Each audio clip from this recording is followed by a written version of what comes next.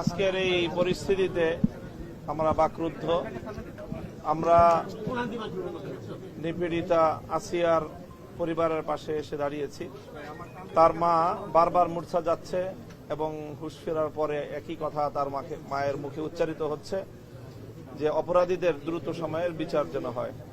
আমরা ইতিমধ্যে সরকারের একজন মাননীয় উপদেষ্টা মহোদয় এখানে উপস্থিত রয়েছেন। তিনি তার মাকে আশ্বস্ত করেছেন যে প্রয়োজনে আইন সংশোধন করে হলেও অতি স্বল্প সময়ের মধ্যে অপরাধীদের বিচার নিশ্চিত করা হবে। এখানে শুধু ধর্ষণ কাণ্ডই সংগঠিত হয়েছে তা নয়, বরং তার সঙ্গে যে নির্মমতা এবং পরিকল্পিতভাবে তাকে যে হত্যা করার যে কার্যক্রম, সেই হত্যার অপরাধও এখানে সংগঠিত হয়েছে। কাজেই এই জায়গাটায় আমাদের আবেগ তো এটাই ছিল যে ধর্ষিতা নিহত আমাদের বোন আসিয়ার তার দাফন হওয়ার আগেই এই খুনি ধর্ষকদের বিচার কার্য সম্পন্ন হওয়া, এটাই ছিল আমাদের আবেগ।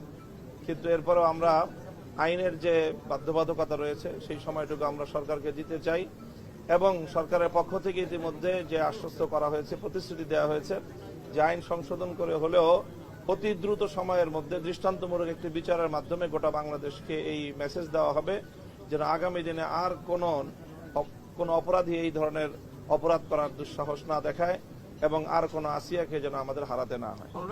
আসিয়ার এই ঘটনা নিয়ে একটি বড় পক্ষ যারা শাহবাগ সহ বিভিন্ন জায়গায় সরকারের ব্যর্থতা তুলে ধরছে। আপনি একটা বড় রাজনৈতিক দলের নেতা, আপনার কি মনে হয় এই ব্যাপারে সরকারের আসলে? আমরা মনে করি যে এখানে এখনো সরকারকে অভিযুক্ত করার মতো কোনো পর্যায়ে সংগঠিত হয়নি।